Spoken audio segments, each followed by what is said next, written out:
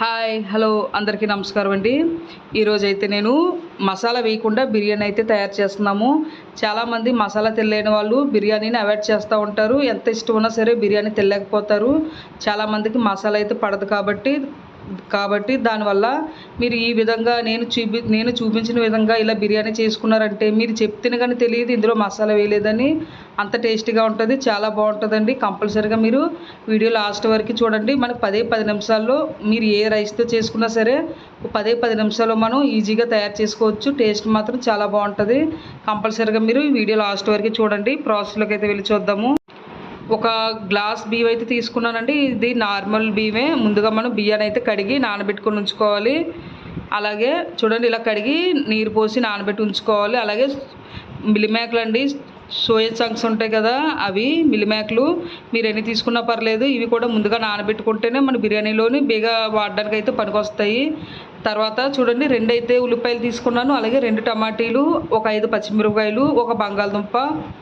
అలాగే ఇప్పుడు మసాలా మనం వేయలేదు కాబట్టి ఇవి మనం రుబ్బుకోవడానికి అయితే తయారు చేసుకున్నాం అనమాట.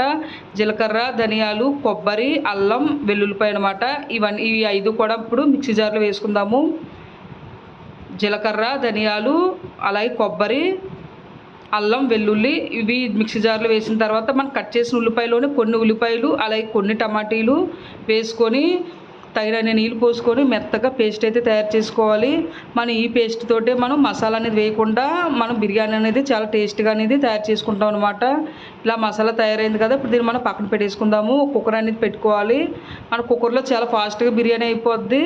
ఒక చిన్న టీ గ్లాస్తో ఆయిల్ అయితే వేసుకున్నాను అనమాట. ఆయిల్ మరిగిన తర్వాత పచ్చిమిరపకాయలు, ఉల్లిపాయలు అలాగే టమాటీలు కూడా వేసుకోవాలి. వేసుకొని వీటిని బాగా మగ్గి వరకు, అలాగే ఉల్లిపాయలు కూడా కలర్ అనేది కొంచెం బాగా మారి వరకు కూడా ఇలా వేయించుకోవాలి.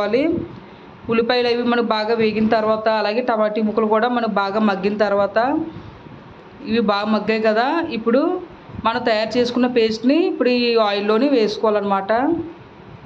మనకి మసాలా ఈ పేస్ట్ తోటే మనకి బిర్యానీ అనేది మంచి టేస్ట్ అయితే వస్తుంది. కొబ్బరి కూడా వేసుకోవడం వల్ల మంచి టేస్ట్ అయితే ఉంటుంది అనమాట. ఇప్పుడు ఈ మసాలా కూడా ఆయిల్లోని బాగా కలుపుకొని స్లిమ్ మంట పెట్టుకొని పైన లైట్గా పక్కన మూత పెట్టుకొని ఉడికించుకోవాలి. కొంచెం ఉప్పు కూడా ఇప్పుడే మనం వేసుకుందాము. తగినంత ఉప్పు కూడా వేసుకొని ఒకసారి బాగా కలుపుకొని సైడ్గా మూత పెట్టుకొని కొంచెం ఒక్క అర నిమిషం కానీ మీరు ఇలా పెట్టుకున్నారంటే మన బాగా మసాలా అనేది బాగా మగ్గుతుంది అనమాట. ఆయిల్ అనేది కొంచెం పైకి బాగా తేలుతుంది. ఇలా బాగా మనకు మసాలా పచ్చివాసన లేకుండా పోయిన తర్వాత ఇప్పుడు మనం కట్ చేసి పెట్టుకున్న బంగాళదుంపల ముక్కల్ని వేసుకోవాలి. ఒక దుంప అయితే సరిపోద్దండి. అలాగే మనం నానబెట్టుకున్న మిల్లిమేకలను కూడా బాగా గట్టిగా పిండుకోవాలి. ఇందులో ఉన్న వాటర్ అంతా పైకి వచ్చే వరకు పిండుకొని ఇవి కూడా వేసుకోవాలి. ఈ మిల్లిమేకలు కూడా బిర్యానీలోకి మంచి టేస్ట్గా అయితే ఉంటాయన్నమాట. ఇవన్నీ కూడా బాగా వేసిన తర్వాత వీటిని బాగా కలిపి ఒక 5 మినిట్స్ మసాలాతోటి వేగనివ్వండి. ఇలా వేగడం వల్ల మనకి ఇవి సోయా చంక్స్లో కూడా మసాలా కూడా బాగా ఇంకుతుంది అనమాట.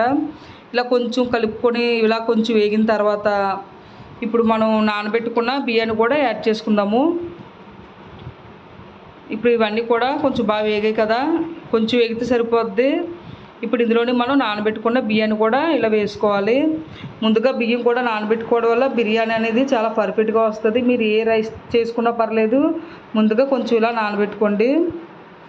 ఇప్పుడు బియ్యం కూడా ఇలా వేసిన తర్వాత బియ్యాన్ని కూడా ఒకసారి మసాలాలతో మాత్రం ఒకసారి కలుపుకోండి. మసాలా అనేది బియ్యాన్ని కూడా ఒకసారి ఇలాగ పట్టించి ఇలా కొంచెం కలుపుకున్న తర్వాత ఇప్పుడు నీళ్ళు అయితే యాడ్ చేసుకుందాము. నేను ఒక గ్లాసు రైస్కి గ్లాసున్నర నీళ్ళైతే పర్ఫెక్ట్గా సరిపోతాయండి. ఏ బియ్యం అయినా పర్లేదు. గ్లాసు బియ్యానికి గ్లాసున్నర నీళ్ళైతే పర్ఫెక్ట్గా సరిపోతాయి అన్నమాట. తక్కువైతే అవనవద్దు, అలానే మరీ ఎక్కువగా కూడా వేసుకోవద్దు. ఇలా గ్లాసున్నర వేసిన తర్వాత ఒకసారి బాగా కలపండి. బియ్యాన్ని మసాలా ఇదంతా కూడా చుట్టుపక్కలంతా తీసి బాగా కలుపుకొని, అలాగే కొంచెం కొత్తిమీర అంటే చాలా తక్కువ కొత్తిమీర అయితే వేసుకోండి. ఉప్పు అది సరిపోయిందా లేదా చూసి, చాలా పోతే ఇక్కడ మీరు ఉప్పు కూడా వేసుకొని బాగా ఒకసారి కలుపుకోండి. ఉప్పు అది కూడా ఇక్కడ చెక్ చేసుకోవాలా, మళ్ళీ మనం వేయడానికి అయితే అవ్వదు. ఇప్పుడు అన్నీ కూడా మనం బాగా సరిపోయిన తర్వాత మూత అయితే పెట్టుకొని 2 విజిల్లు అయితే రావాలన్నమాట. ఫుల్గా హై ఫ్లేమ్ మీదే పెట్టుకోవాలి. ఇలాగా 2 విజిల్లు అయితే రావాలి. 2 విజిల్ వచ్చిన తర్వాత స్టవ్ అయితే ఆఫ్ చేసుకోండి. స్టవ్ ఆఫ్ చేసుకుని పక్కన అయితే 10 నిమిషాలు పెట్టేసుకుంటే ఆ లోపల ఆవిరితో మనకి బిర్యానీ బాగా ఉడుకుతుంది అనమాట. మొత్తం ఆవిరంతా మనకి అయిపోయిన తర్వాత మాత్రమే మూత తీసుకోవాలన్నమాట. తీసుకుంటే మనకి ఆవిరితోటి బిర్యానీ చక్కగా పొడి పొడిగా చాలా బాగా అయితే తయారవుతుంది. నార్మల్గా కంటే మన కుక్కర్లోనే మనకి బిర్యానీ చాలా బాగా ఉంటుంది అనమాట. మనకి బియ్యం మన ఏ బియ్యం అయినా సరే మనకి చాలా పర్ఫెక్ట్గా బిర్యానీ అయితే కనబడుతుంది. చాలా ఫాస్ట్గా కూడా తయారైపోద్ది. అంతేనండి, మనకి బిర్యానీ అయితే రెడీ అయిపోయింది.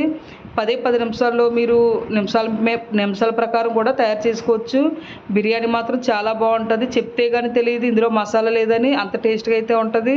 మసాలా తెలియని వాళ్ళకి ఇది చాలా మంచి ఆలోచన అనమాట. చాలా బాగుంటుందండి, కంపల్సరీగా ట్రై చేయండి. ఇందులో మనం ఎటువంటి మసాలా కూడా యాడ్ చేయలేదు. నార్మల్గా కూరగాయలతోటి మనం చాలా సింపుల్గా ఇలాగా తయారు చేసుకున్నాం అనమాట.